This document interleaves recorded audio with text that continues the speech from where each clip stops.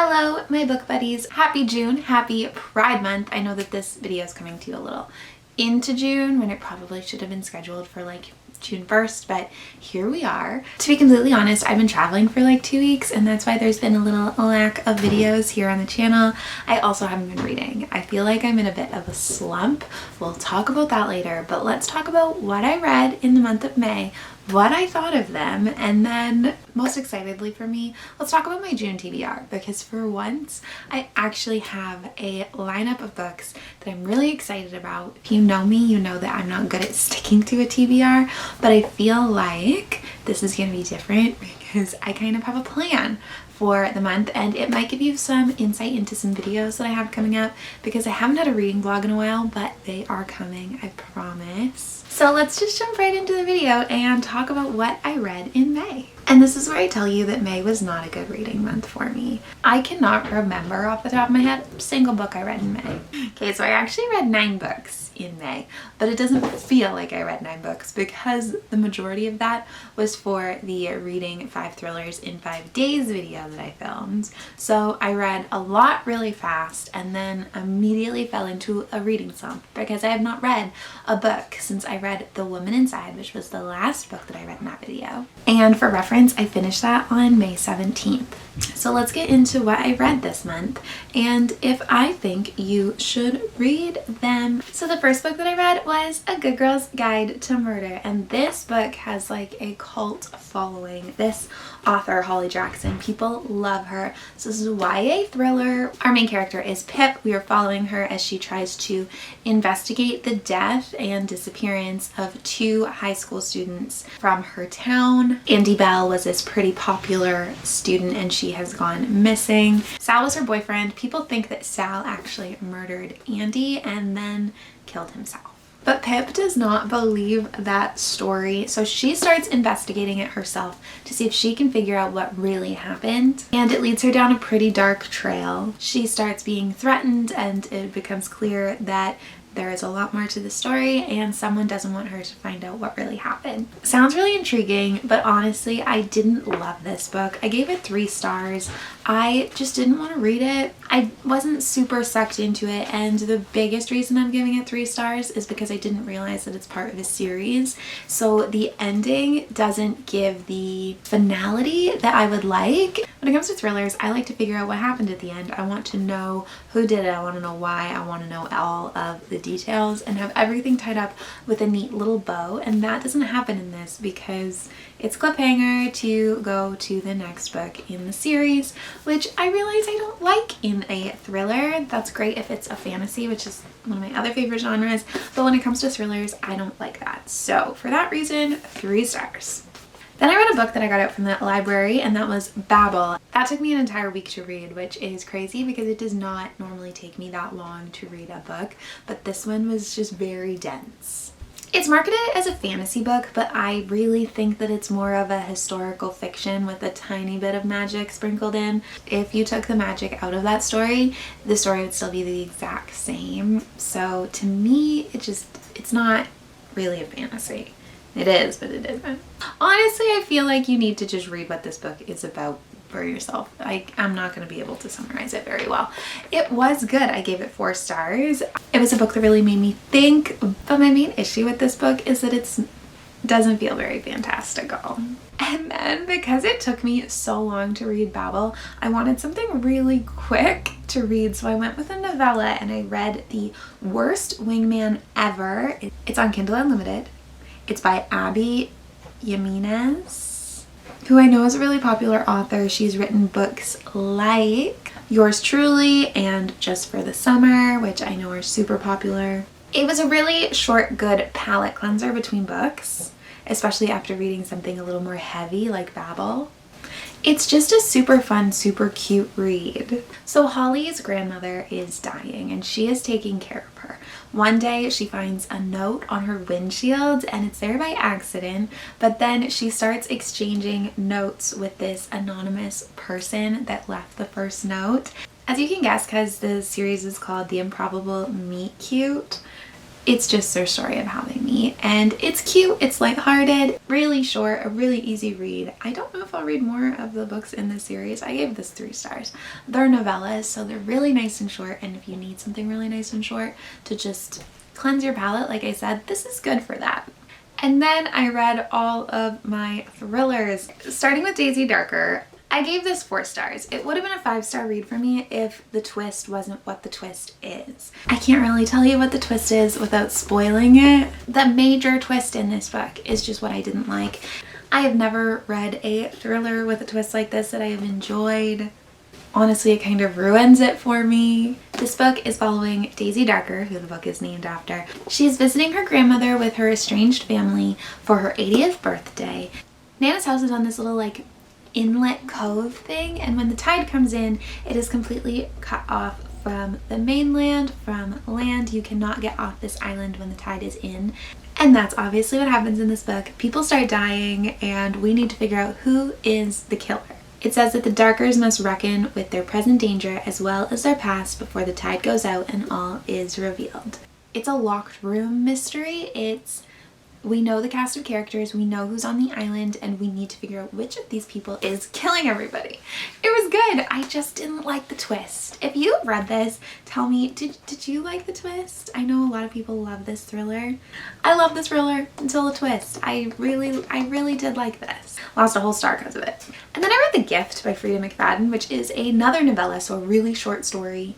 I want to say it's less than 80 pages. It's a Christmas themed thriller, and honestly, skip it. Don't read this unless maybe it's Christmas time and you want something a little bit spooky, but I gave it 2 stars. It's kind of just a retelling of a pretty classic Christmas story with a bit of a twist. There's a wife, she really wants to get a lovely Christmas gift for her husband. It's their first Christmas married, but they don't have any money, so an old hag-like woman says that she would make an exchange for something. You see where this is going. Then I read None of This Is True by Lisa Jewell, and I have to say that Lisa Jewell is one of my all-time favorite thriller writers. I love everything that she puts out, and this was not an exception to that rule. This was a 5-star book for me. So this is about a true crime podcast. We have birthday twins. We have these 2 women who were born on the same day in the same hospital.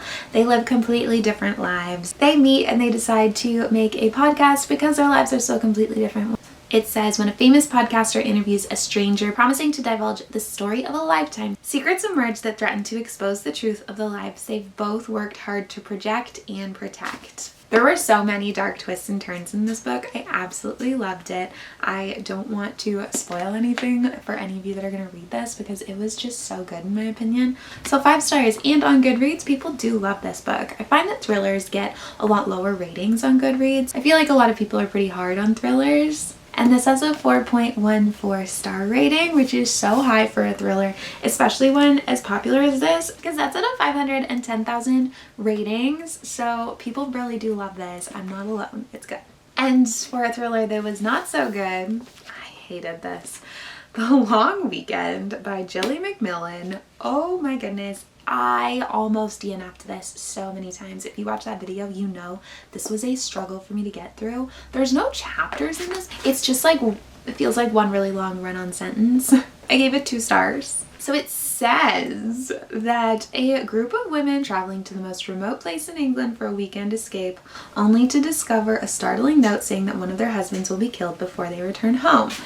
It doesn't even fully take place at this isolated cottage. I feel like there was just so much of this book that was not well executed. I found it very confusing to follow because the narrator kind of in this story is an all-knowing, omniscient narrator who knows what every single person in this book is doing and thinking at all times. We're not getting like a person's point of view. We just are constantly jumping between everyone. It did not execute well. I actually found it extremely confusing to keep all of the characters separate because we're following kind of 3 women and 3 men. Plus we're also following like the Airbnb host and their family, which was completely unnecessary in my opinion. I just don't think that this was a really well done thriller. I didn't care for the twists. There was a few times where I was like, I am kind of interested in who this is going to be, because we're following one person and they don't say who they are. They don't even give like hints at the gender. So that made me want to keep reading, but I almost DNF'd this so many times. I did not like this at all. And I read The Woman Inside. I gave this 3 stars. I also don't think that this is the most well done thriller I've read. But here's my confession. I don't remember anything about this book. I can't remember what happened in it. I can't remember how I felt about it. I feel like I remember thinking that it was very similar to a lot of other thrillers that I read because, oh yes, so we're following a cast of characters like I feel like we do in all thrillers. I feel like it's very rare for a thriller to not be multiple points of view, like following a ton of people. So one of the people that we're following is a young housekeeper, and she is working for a rich family where the woman is bedbound and sick. And doesn't that sound a little familiar to a bunch of other thrillers that are out there? So I'm not saying that this is copying anyone else. I just mean it felt a little similar and just almost like it wasn't as well executed as other people that do similar tropes in the genre. And my last book I do not have here with me because I have already lent it out, and that is This Summer Will Be Different by Carly Fortune, and I loved this book. I'm actually from Prince Edward Island, which is where the book takes place, and I just feel like atmospherically it's written so beautifully. The setting is just perfect, really, and there's so many little details that if you're not from PEI you might not know this, but are all so true to the place. Like Carly really did her research for this book, but even like the wool blankets that they're talking about, McCausland's, I think. I have one of those. I read outside with it all the time because it's so cozy. She mentions Miss Scush, which I never in a million years thought that I would see in a mainstream major novel. Miss Scush is like a super small place, and that's kind of where my family lives and where I grew up, so it's so weird seeing that in a book. And when it comes to the love story, because it's a romance, I absolutely loved the love story. I guess I should tell you what it's about. So the story takes place over 5 years. In the prologue, we find out that Lucy, also what a PEI-ish name, like I feel like it's a little bit of a nod to Lucy Maud Montgomery, especially because there is some references to Anne of Green Gables in the book. But Lucy is going to PEI. It's where her best friend slash roommate is from. Her best friend slash roommate is delayed and can't get there at the same time she is. So Lucy goes exploring PEI and meets this handsome stranger at a bar. He's the bartender, he's shucking oysters. She ends up falling into bed with him, and then we find out that that is her best friend's brother. And her best friend had one rule, and that was, do not fall in love with my brother. So the story follows their relationship over 5 years. I think that it also portrays friendship really beautifully, and it's just a great book in my opinion. I absolutely loved it. Of all of Carly's books, I've read 3 out of 3 now, and I think that this one was my favorite, especially as someone from PEI. I just think it is so kind of cool to see a book about where I'm from. I have a few trips planned to PEI, so maybe I'll even do like a short video where I show you some of the places from the book, because I think that'd be really fun. And that is the 9 books that I read in May. It sounds like a lot of books, but it doesn't feel like a lot of books because I haven't read anything in so long, and because so many of those read so quickly. And I mean, 2 of them were novellas, which I feel like hardly counts, but they're on Goodreads, so I'm counting them towards my reading goal total. But I'm actually super excited for June and all of the books that I want to read and have on my little TBR for the month. So let's talk about those. Maybe one month we'll do a fun video where my TBR is decided by a random number generator, or wrapping the books and picking them at random, or one of those millions of fun ways that people decide what they're reading. But I think that it's because I'd be categorized as a mood reader. I only can read what I want to read at that second. If I try to plan ahead normally and say, oh well, I'm gonna read these 3 books this month, I almost never do it because what if I'm not in the mood? Then I'm not gonna follow through.